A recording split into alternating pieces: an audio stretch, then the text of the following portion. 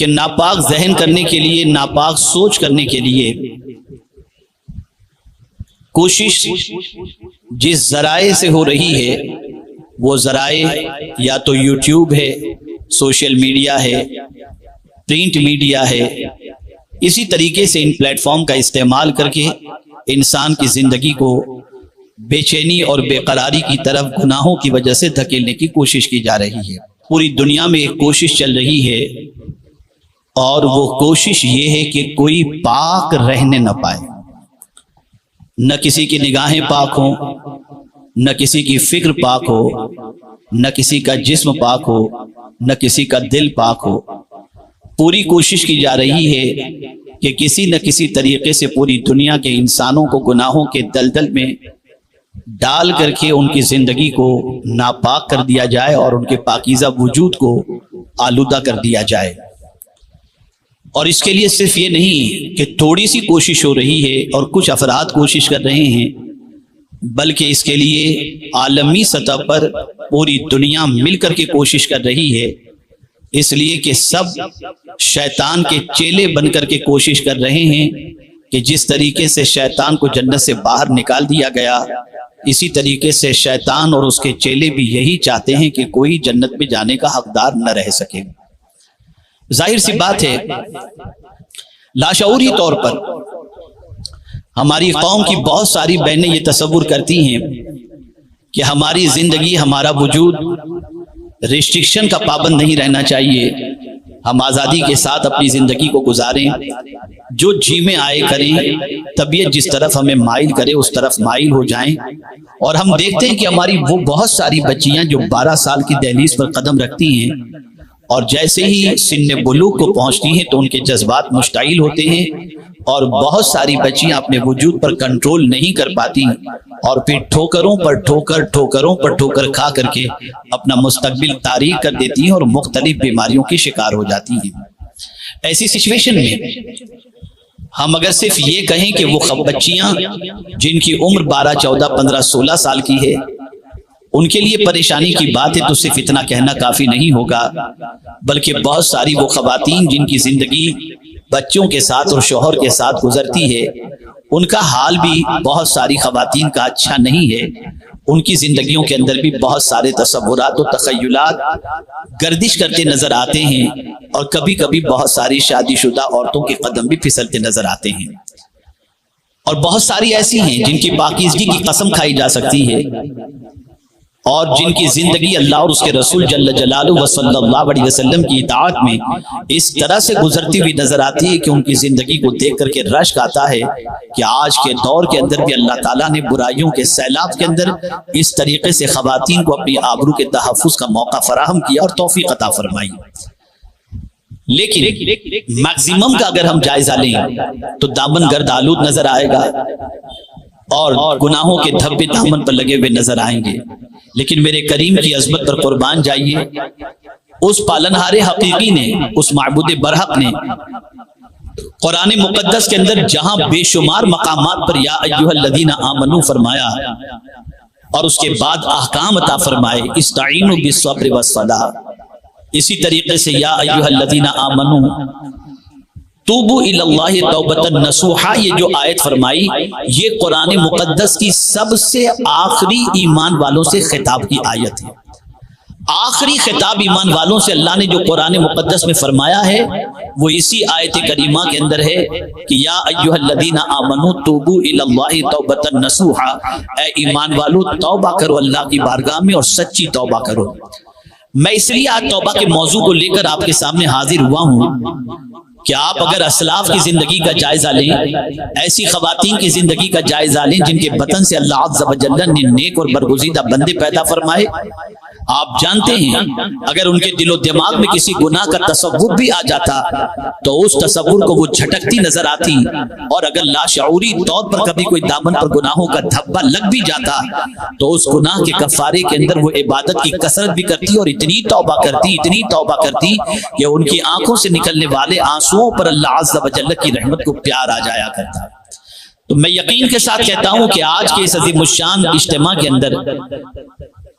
بہت ساری خواتین ہو سکتا ہے کہ اپنے دامن کو گناہوں سے بچائے رکھی ہوں، جو کہ بہت مشکل ہے۔ چھوٹے گناہ تو ہو ہی جاتے ہوں گے اگر کبائر کی مرتکب وہ نہیں ہوتی تو، لیکن آج ہمیں اس اجتماع کے اندر یہ عہد کر کے اٹھنے کی کوشش کرنی ہے کہ آج سے ہم اپنے سابقہ گناہوں سے سچے دل سے توبہ کر لیں گے، تاکہ توبہ کی برکت سے دنیا کے اندر اللہ عز و جل ہمیں معاف فرما دے، اور آخرت میں بھی اسی توبہ کی برکت سے اللہ ہمارے گناہوں کو معاف فرما کر ہمیں جنت کا حقدار بنا دے۔ آپ ذرا دیکھیں بارگاہ رسالت مآب صلی اللہ علیہ وسلم میں توبہ کی غرض سے حاضر ہونے والی ایک خاتون کا واقعہ دیکھیں، جن کے پیش نظر اللہ کا عذاب تھا، جن کے پیش نظر قیامت میں رب قدیر جل جلالہ کی بارگاہ میں جواب دہی کا تصور تھا۔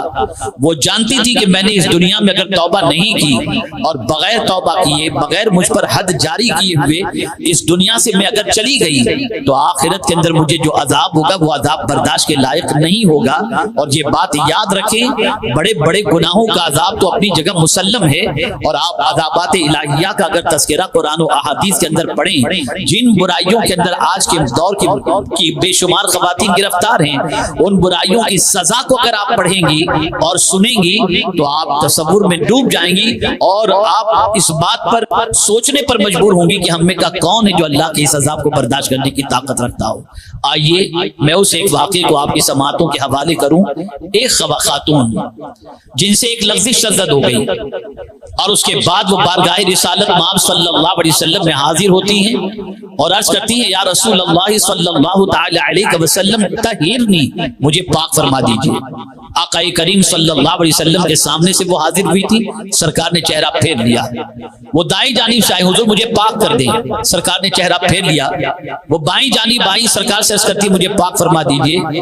وہ سرکار صلی اللہ علیہ وسلم نے چہرہ پھیر لیا، اور اس کے بعد رسول اعظم صلی اللہ تعالی علیہ وسلم سے عرض کرتی ہیں، میرے شکم کے اندر میرے گناہ کی ایک نشانی بھی موجود ہے، سرکار مجھے پاک فرما دیجئے۔ آقا کریم صلی اللہ علیہ وسلم نے ارشاد فرمایا، جب وضع حمل ہو جائے، بچہ پیدا ہو جائے، پھر میرے پاس آنا۔ وہ خاتون چلی جاتی ہیں، اور اس کے بعد 9 مہینے کے بعد بارگاہ رسول صلی اللہ علیہ وسلم میں حاضر ہوتی ہیں، تو ایک ننھا سا بچہ اس کی گود کے اندر ہوتا ہے، اور آ کر کے وہ عرض کرتی ہیں، سرکار آپ نے فرمایا تھا وضع حمل کے بعد آ جانا، میرا وضع حمل ہو چکا ہے، بچہ پیدا ہو چکا ہے، میں حاضر ہو چکی ہوں، مجھے پاک فرما دیجئے۔ میں چشم تصور میں سوچتا ہوں تو میری عقل دنگ رہ جاتی ہے۔ کبھی کبھی ایموشنل طور پر، وقتی طور پر کسی کے دل میں یہ جذبہ پیدا ہوتا ہے کہ میں گناہ کے عوض کے اندر یہ سزا برداشت کر لوں، اور اس کے بعد پھر اس کا جذبہ ٹھنڈا پڑ جاتا ہے، توبہ کا خیال آتا ہے، ابھی آ جاتا ہے، پھر یہ توبہ کا جذبہ ٹھنڈا پڑ جاتا ہے۔ لیکن اس عورت کی عظمت پر قربان جائیے، جس کے دل کے اندر توبہ کا جو جذبہ پیدا ہوا تھا وہ سچا جذبہ تھا،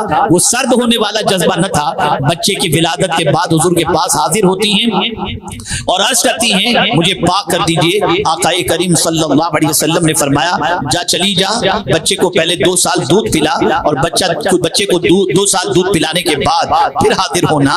2 سال گزر جاتے ہیں، کتنا طویل عرصہ ہوتا ہے۔ ایک ماں اپنے بچے کے مستقبل کے بارے میں سوچتی ہے، ایک ماں اپنے بچے کے فیوچر کے بارے میں سوچتی ہے کہ میرا بچہ میرے بغیر زندہ کیسے رہے گا، اس کی پرورش کون کرے گا، اور ماں کی ممتا تڑپ جاتی ہے، اور تڑپنے کے بعد اس بچے کی محبت کی بنیاد پر وہ سزا کو ہٹانا چاہے گی، وہ سزا سے بچنا چاہے گی، لیکن اس جذبہ صادقہ کے اندر گرفتار اس خاتون کی عظمت پر قربان جائیے۔ 2 سال کے بعد بچے کے ہاتھ میں روٹی کا ٹکڑا تھا، اور لے کر حضور کی بارگاہ میں حاضر آئی اور عرض کرتی ہیں، حضور یہ لیجئے میرا بچہ اب کھانے کے لائق ہو گیا، دیکھیے اس کے ہاتھ میں روٹی ہے، دودھ میں پلا چکی، 2 سال کا جو ہے عرصہ گزر چکا، حضور مجھے پاک فرما دیجئے۔ خدا کی قسم یہ واقعے کو آپ سوچیں کہ وہ اپنی توبہ کے سلسلے میں کتنی سچی تھی، اور توبہ کے سلسلے میں کتنا عزم مصمم رکھتی تھی۔ وجہ یہ تھی کہ ان کی نگاہوں میں دنیا ہیش تھی، وہ جانتی تھی کہ دنیا کی تکلیف کوئی تکلیف نہیں ہے، سب سے بڑی تکلیف آخرت کی ہے، سب سے بڑی تکلیف اللہ کو جواب دیتے وقت کی ہے، سب سے بڑی تکلیف قبر کے اندر رسول اعظم کو منہ دکھانے کی ہے۔ وہ جانتی تھی